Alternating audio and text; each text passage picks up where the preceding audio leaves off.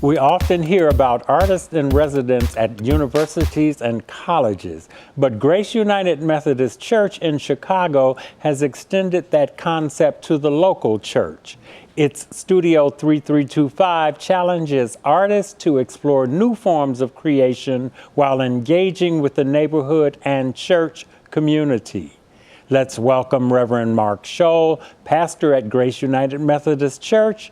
We also welcome Billy McGinnis, current artist in residence at Studio 3325.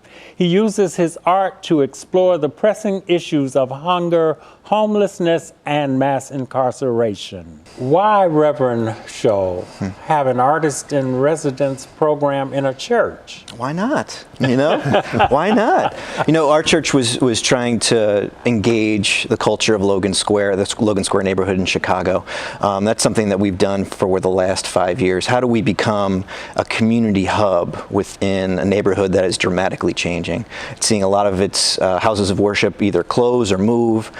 So how can we continue to remain a relevant piece within the community?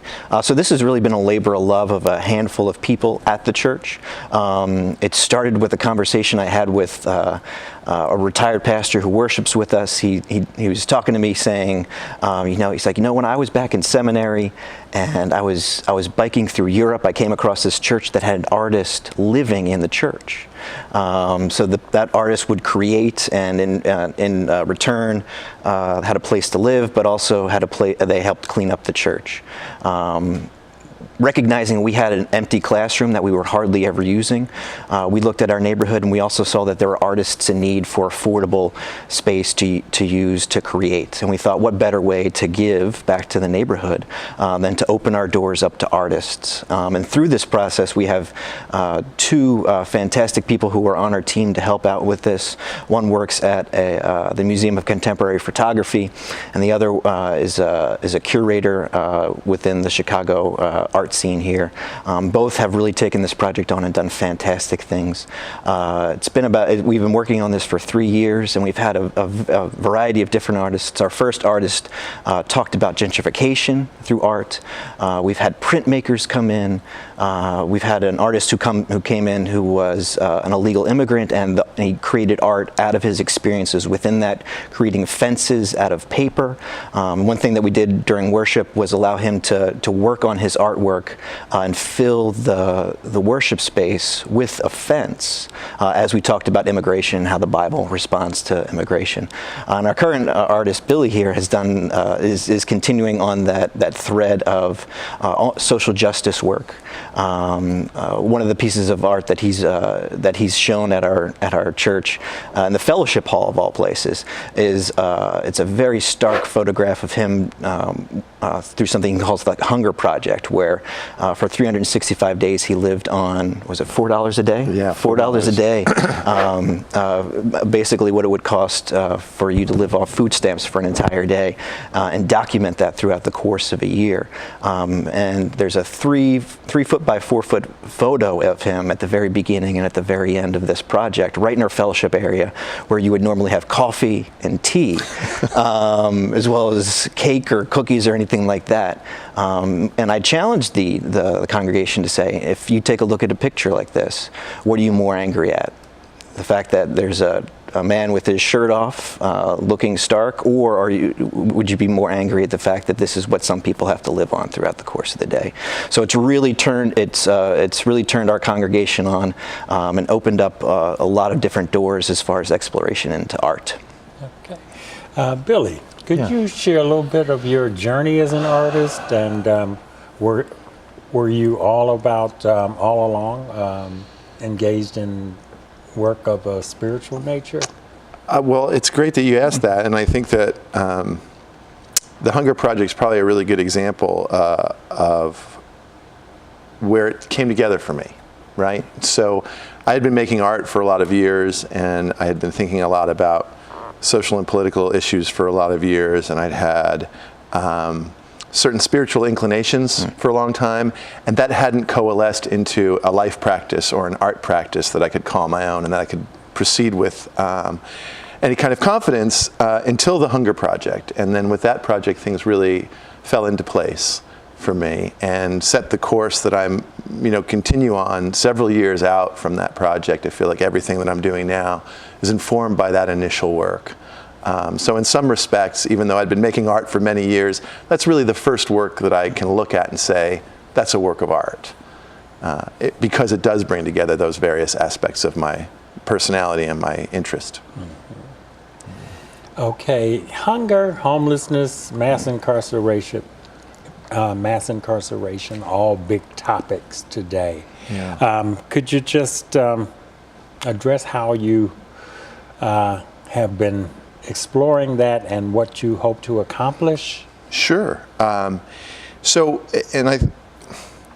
There's lots of different ways to make art. And one way is to talk about things, right? To make pictures of things or sculptures that reference things.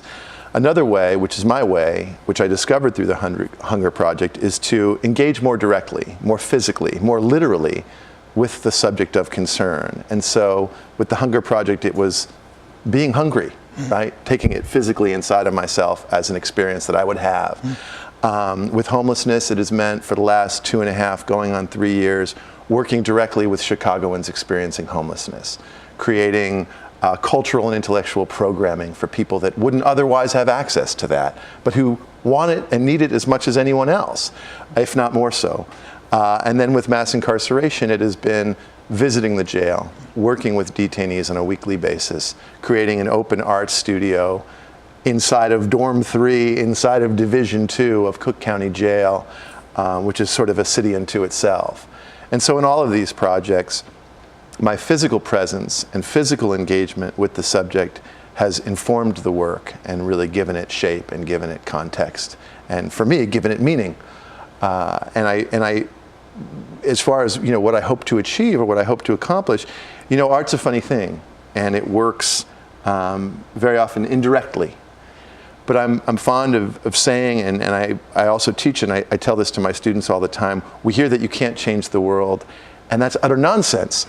You can't not change the world. Everything you think, everything you say, everything you do impacts the people and the world around you. And once you know that, you're simultaneously struck with this feeling of, on the one hand, personal responsibility, right? And it can be overwhelming. On the other hand, you're filled with a sense of power and knowing that you can do something to change the world. And so you have these heavy feelings, and then when you get back into the art process, you're able to put the heaviness away and just say, I may not see the impact of my work, but I know there is one. And so in that respect, it's a matter of faith. You put yourself, your energy, your time, your commitment into the work, and you trust that it's impacting the world for the better. Pastor Scholl, you talked earlier about several different artists. Why was Billy such a good fit? Is this work that Grace United continuously engages in? When we invite our artists in, we like to do some type of programming with them at one point during their residency with us. We recognize that Billy has touched on so many different key components within Chicago life that it would be silly to pass on somebody who is just so dynamic in their work, as well as that has such a strong message that we can work towards and work through. So when Billy actually visited us before you even applied to the program, you visited us, and you started a conversation with one of our members of our artisan residency team. It slowly started to evolve from there. We still opened it up to quite a few people. I think we had something like 20 applicants, but we really cared about what Billy had to say through his art, and we wanted to explore deeper so that we could offer it up to the congregation to see how the people within the congregation would react towards it. We try not to be a pastor-driven church. We want to be a lay-driven church. So if the church is, if the people within the church are focused on something and want to work towards something, and we can just give them an avenue to do that, by all means, let's do it. Billy, you've brought several pieces of artwork with you. Could you tell us a little bit about any of them? Sure. I'll start with this image, which is from one of our programs. I mentioned working with the homeless, and that's a project that I call Red Line Service. I have a fabulous partner named Rhoda Rosen. We're in our 3rd year now. And, you know, my approach to art making is it's a learning process. And so, as I mentioned to you earlier, I'm asking a set of questions, not making a set of statements. And so working with the homeless community in the city has been a continual learning process. And one of the things you learn about homelessness is that when you're so focused on meeting your basic needs, how will I eat? Where will I sleep tonight? How will I stay warm? The imagination shrinks. And so our connection with the homeless community has taken many forms, but always present in the work has been an invitation to engage in the kind of intellectual and cultural activities that we take for granted as an artist and curator team. And the response of the community has been overwhelming. And this is a poetry workshop where we brought in a poet to share his work with this group of Chicagoans experiencing homelessness. And I went downstairs to deal with an issue, take care of something. I came back up. The poet was sitting quietly as members of the audience were taking turns sharing their own poetry. Given the opportunity, there were poets there who had something to say. And at that moment, I think that work really crystallized for us in its potential impact, I should say. And then moving from there, again, this is a case of unexpected beauty and sensitivity and intelligence on the part of artists who wouldn't otherwise necessarily have the chance to show their work. There's a few images created by detainees at Cook County Jail.